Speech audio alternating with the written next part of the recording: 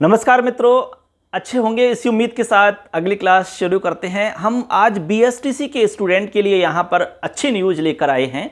देखिए, बहुत सारे बच्चों का सवाल आ रहा है कि सर रिजल्ट कब आएगा। वैसे मैं ऑलरेडी बता चुका हूँ कि रिजल्ट आपका बहुत जल्द आने वाला है। मैंने आपसे कहा कि लगभग 20 तारीख के आसपास आपका रिजल्ट आ जाएगा, यानी 20 से 25 के बीच में तो कंफर्म मान लो आप रिजल्ट आ ही जाएगा, चाहे कुछ भी हो। ठीक है ना। अब बात आती है कि भाई सेशन हमारा कब चलेगा, वो भी मैं आपको बताऊंगा।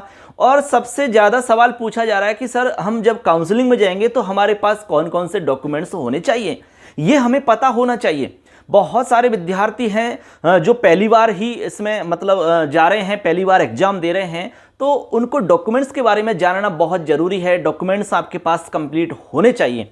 तो मैं आज इसमें पूरा का पूरा बताऊंगा आपको डॉक्यूमेंट्स आपके पास कौन कौन से होने चाहिए और रिजल्ट आपका कब तक आ जाएगा। तो इस तरह से मित्रों, इसके बारे में आज हम पूरी डिटेल से जानने वाले हैं, इसलिए पूरा वीडियो देखना है आपको, बीच में स्किप नहीं करना है, अपने दोस्तों को शेयर करना है, चैनल को सब्सक्राइब करना है, क्योंकि और भी अच्छी जानकारी वाली वीडियो आपको यहाँ पर आगे से आगे मिलती रहेंगी। चलिए शुरू करते हैं। देखिए, हम बात कर रहे हैं बीएसटीसी 2023 की। आपको पता है कि 28 अगस्त को आपका एग्जाम हो चुका है। अब रिजल्ट की बारी है। तो मैंने आपसे कहा कि रिजल्ट आपका 20 से 25 के बीच में निश्चित रूप से आ जाएगा। हो सकता है 20 तारीख को ही आ जाए, लेकिन 20 से 25 के मध्य तो गारंटी से आ ही जाएगा 100% आपका रिजल्ट। अब कोई बहुत बड़ा कोई कारण आ जाए तो वो एक अलग बात है, लेकिन 100% आपका रिजल्ट इस बीच में आ जाएगा। ठीक है। तो अब देखिए बच्चों, यहां पर आपका रिजल्ट आ जाएगा। रिजल्ट आने के बाद में क्या होगा, रिजल्ट आने के बाद में जो सबसे इंपॉर्टेंट हमारी प्रक्रिया होती है वो होती है काउंसलिंग की। क्या होती है? काउंसलिंग की। तो आपकी यहां पर काउंसलिंग की प्रोसेस होगी। अब काउंसलिंग में आपको कौन कौन से डॉक्यूमेंट्स लेकर के जाने होंगे वो आपको जानना बेहद जरूरी है। डॉक्यूमेंट आपके कौन कौन से होने चाहिए ये आपको समझ में आना चाहिए। तो इसमें मैं आपको पूरी की पूरी एक लिस्ट बताने वाला हूं, वो कागज आपके पास होने ही चाहिए ना। तो देखिए, काउंसलिंग के अंदर सबसे पहले 10वीं की मार्कशीट आपके पास होनी चाहिए।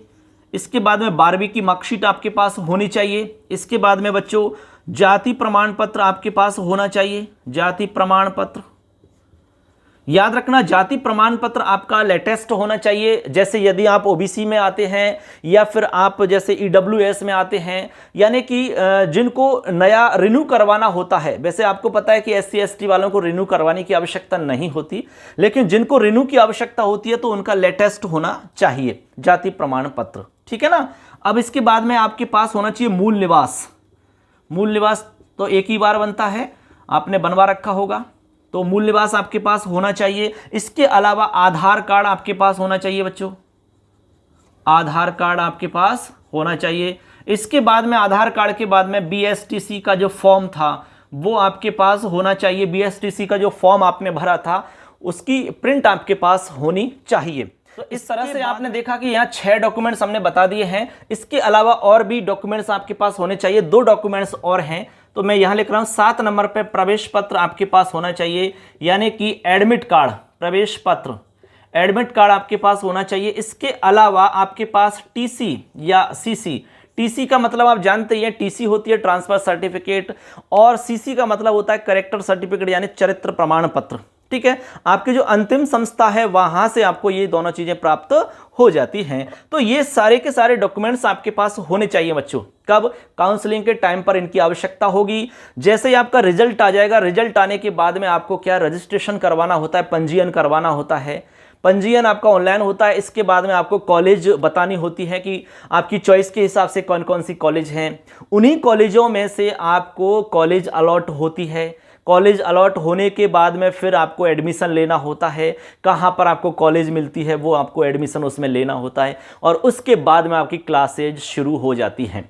अब जब क्लासेस शुरू होने की बात है, यानी कि आपको काउंसलिंग आपकी हो जाती है, काउंसलिंग होने के बाद में आपको कॉलेज अलॉट हो जाता है, फिर आपका सेशन शुरू हो जाता है। तो अब बात आती है सेशन कब शुरू हो जाएगा। तो यहाँ पर हमारा जो नया सेशन है, यानी कि आपकी जो क्लासेज हैं वो शुरू हो जाएंगी आपकी नवंबर दिसंबर के मध्य में। निश्चित रूप से आपकी क्लासेस शुरू हो जाएंगी। ठीक है, क्योंकि समय तो लगता ही है। अब देखो रिजल्ट आएगा 20 से 25 के बीच में, उसके बाद में सितंबर तो लगभग चला गया, अक्टूबर, नवंबर, दिसंबर, तो 2 या 1.5 महीने का समय तो लग ही जाता है ये सारी की सारी प्रोसेस के अंदर, ठीक है ना। तो अब आप समझ गए होंगे बच्चों कि कौन कौन से डॉक्यूमेंट्स आपके पास होने चाहिए, आपका जो सेशन है वो कब शुरू हो जाएगा, रिजल्ट आपका कब तक आ जाएगा। इससे रिलेटेड आपका कोई भी सवाल है किसी भी तरह का तो आप कमेंट में जरूर सवाल टाइप करना, मैं आपके हर सवाल का जवाब दूंगा। और सबसे लास्ट में कहना चाहूंगा दोस्तों, अब तक आपने चैनल को सब्सक्राइब नहीं किया है तो जरूर कर लेना, क्योंकि इस पर सारी जानकारी आपको बिल्कुल क्रम से मिलती है। जो भी अपडेट होता है मैं उसकी जानकारी यहां पर लेकर आता हूं और आपके सभी जवाब मैं आपको देता हूं। कोई भी आपने कमेंट किया होगा, और हो सकता है देखो बहुत सारे कमेंट उठते हैं, एक आध कोई छूट गया होगा गलती से तो वो एक अलग बात है, लेकिन मेरा पूरा प्रयास रहता है कि मैं हर कमेंट का जवाब दूं। लगभग 1 आध घंटे मेरे डेली इसी में जाते हैं कि मैं बच्चों के कमेंट पढ़ता हूं, देखता हूं किसने क्या सवाल किया है और उसका मैं जवाब बताता हूं, ठीक है ना, इस तरह से। तो अब आगे कोई भी इंफॉर्मेशन होगी इससे रिलेटेड, कोई भी जानकारी होगी तो जरूर मैं आपको बताऊंगा। आपका कोई सवाल है तो आप जरूर पूछना। सबके लिए धन्यवाद। जय हिंद, वंदे मातरम।